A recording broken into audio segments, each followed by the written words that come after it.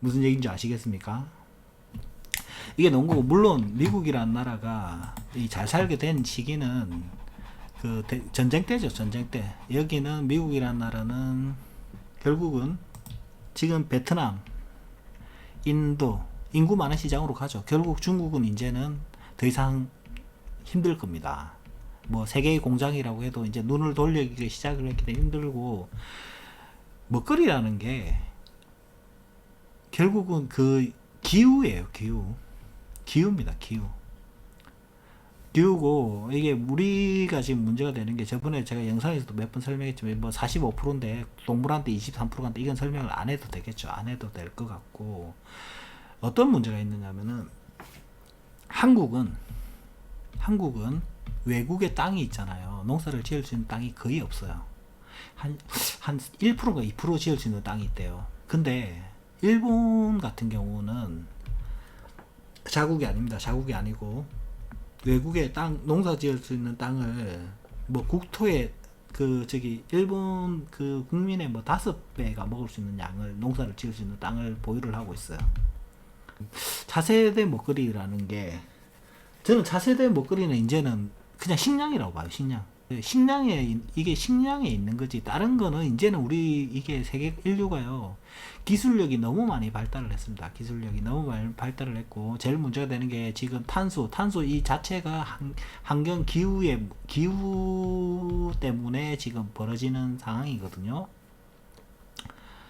여기서 좀 더 나가면은 뭐, 물론 인간이 이 기후 변화를 잘 적응해서 뭐 앞으로 50년 정도 지나면은, 이미 오래전부터 했던 이야기들인데, 저도 뭐 이게 스피커 역할밖에는 안 된다고 봅니다. 저도 스피커 역할밖에 안 되는데, 결국은 물을 어떻게 다스리느냐가 앞으로 식량 전쟁에서 살아남을 수 있는 유일한 방안입니다. 이거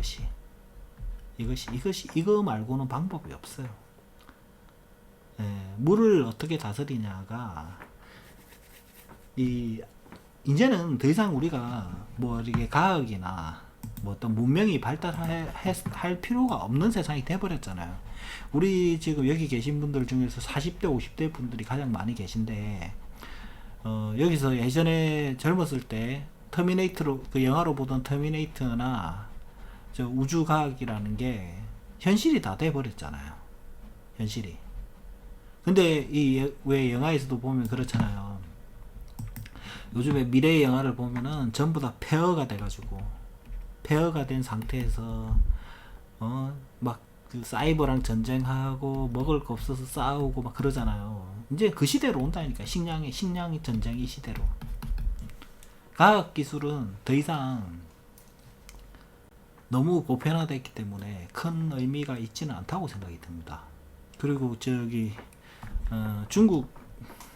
중국이랑 옛 소련이 무너진 경우는요, 여기에 있는 거예요. 그 전쟁을 할 때 소련, 독일이 주축이 된 유럽이죠. 유럽. 이때 전쟁이 붙었을 때 미국이라는 나라는 뭐 어떤 자원이 많은 나라입니다. 자원이 많은 나라인데 뭐냐면은 철강, 석유, 석탄, 그리고 뭐 재벌 중에는 또 금융 재벌을 하나를 얘기를 합니다. 이건 근데 자원이 아니기 때문에 빼겠습니다. 미국의 4대 부자가, 4대 재벌이 여기 들어갔죠. 근데 여기 소련이랑 전쟁이 붙었는데, 소련이 처음에는 밀리다가 나중에 공산주의식 저기 탱크를 막 찍어내면서 다시 밀고 들어왔죠.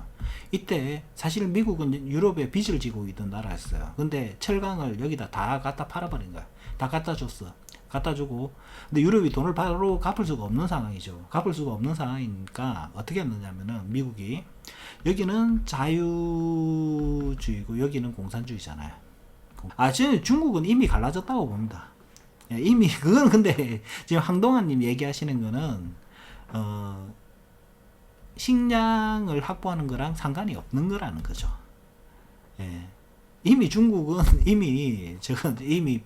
붕괴되는 거는 별 전혀 이상이 없는 문제입니다. 저 문제는 뭐 시진핑이가 그냥 강제로 탄압을 해서 뭐 찍어서 눌러서 가더라도 이미 중국은 다 붕괴됐어요. 저거는 그건 큰 의미가 없는 거고, 이건 지금 얘기는 앞으로는요, 군사력, 물론 군사력 중요하죠. 경제 중요합니다. 중요한데 한반도 확장, 한반도 확장이라 한반도 확장이라 한반도 확장 그게 가능하겠습니까? 중국이 가만히 놔두겠어요? 완전히 붕괴되기 전 그거는 뭐 시간이 가면 될 수는 있겠지만은 그거는 힘들다고 보고, 한반도 확장설은 이거랑 비교를 할 수 있겠죠. 제가 지난번 영상에서 올려놨던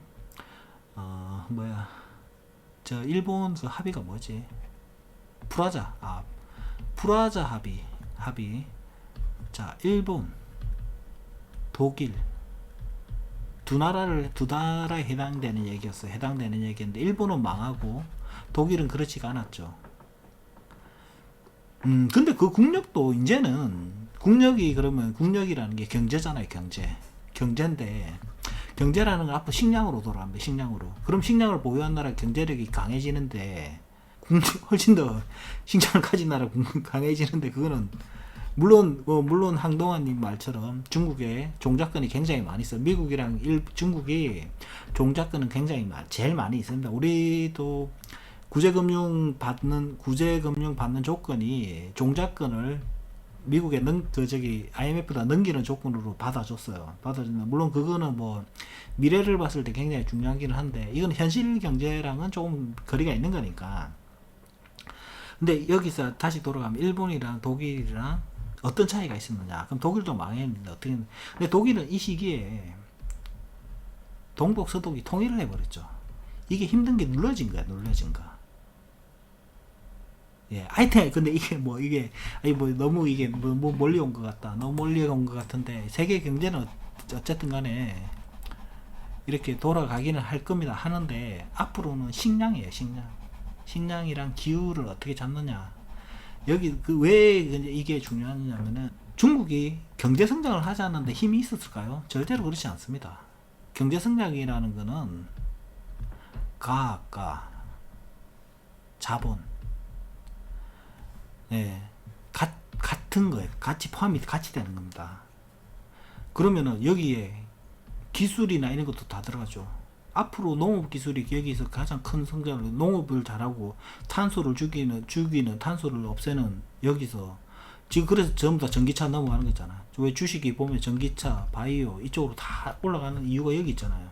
더 이상 이제 뭐 디젤 기관, 뭐 가솔린 기관 만들어내지를 않잖아. 이제는 발전시킬 이유도 없고. 근데 뭐 중요한 거는 이게 아니고, 이게 자꾸 너무 이게 역사 쪽으로만 가는데, 중요한 건 이거보다도 지금 현재는 정말 좋은 기회 같다. 정말 좋은 기회. 그리고 이 반대로 얘기하면요, 이미 대기업들이 부동산 정리 다 했어요. 부동산 정리 전부 다 하고 현금화 다 해놨습니다. 현금화 다 해놨고, 다른 분들은 모르겠지만 여기 계신 분들만이라도 적극적으로 현금화를 하세요. 현금화 하시면은 뭐 세계 경제야, 우리 저기서 얘기하는 거 좀 그런 거 좀 그거는 별로 뭐 좀 그런 것 같고, 제가 할 얘기는 아닌 것 같고, 현금 보유를 해 놓으시면은 정말 재산을 10배씩 불릴 수 있는 시기가 와요. 시기가 얼마 안 남았습니다. 얼마 안 남았으니까 현금 꼭 보유하시고, 일을 하는, 앞으로 일자리 이게 많은 문제를 낳을 거예요. 한국 실정이랑 맞지 않게 인건비를 너무 많이 올렸습니다. 문정권에서. 그러니까 이게 계속해서 터져나가는 거예요. 왜? 체불 임금이 12배가 상승했다. 이거는 다른 의미로 설명이 안 됩니다. 그러면 아까 얘기한 대로 업주는 돈을 못 벌다. 일하는 사람, 노동자는 돈을 받을 수 없지, 일한 만큼의 돈을 받기도 힘든 정도로 줄어들었다. 이거는 노사가 다 죽는 거, 경제가 다 죽는 길이에요. 죽는 길이기 때문에 물론 제가 뭐 경제 전문가도 아니고 저는 그냥 평범한 사람인데, 제가 생각을 했을 때는 금리를 빨리 고점까지 다 올려서 이 거품을 다 빼야 됩니다. 거품을 다 빼고 시장 경제를, 그렇지 않으면 이 물가가 잡아지지가 않아요. 제 생각은 이게 제일 중요한 시급한 문제가 아닌가 생각이 듭니다. 다른 또 의견이 또 다른 분들도 계시겠지만은, 항동아님 얘기하시는 한반도 확장설이나 이런 거는, 중국이 실제로는 경제가 붕괴가 된다고 하겠지만 그 국경이 무너지지는 않을 거라고요. 그거는 너무 먼 얘기인 거라 당장의 얘기라고 보기는 좀 힘든 것 같고요. 지금 뭐 우리 개인들이 얼마나 이 지금 유동성 시장에서 잘 살아남느냐가 중요한 거니까, 그렇습니다. 어떻게 제가 이게 손금을 하는 유튜브인데 어떻게 경제 얘기를 너무 많이 하는 것 같아요.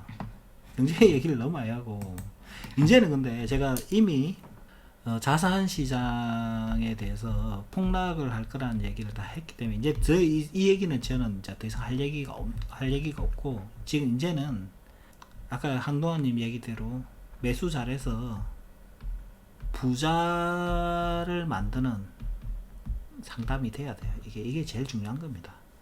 근데 이거를 근데 수많은 경제 전문가들이 TV 여론에 등장을 하는데, 이게 참 아이러니한 얘기일 수 있는데요. 전체 시장을 봤을 때는 이거를 읽어낼 수는 있어요. 읽어낼 수는 있는데, 이게 희한한 게, 이 시장에서도 따는 사람이 있고 손실을 보는 사람이 있죠. 근데 이거 때문에 손꼽을 봐야 된다는 얘기거든요. 너무 좀 이게 좀 말이 좀 이상한가? 하여튼간에 그렇습니다.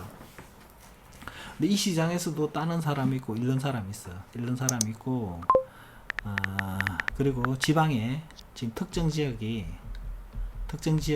교통 호재로, 물론 거기가 굉장히 싼 지역이었습니다. 싼 지역이었기 때문에 집값이 거의 배로 뛰었죠. 배로. 이런 지역도 있습니다. 이런 분들, 근데 제가 그때도 영상에서 설명했지만, 이 지역 분들이 7명을 상담을 했는데 6분이 이사 가는 걸로 놓더라니까요. 참 희한한 것 같아요.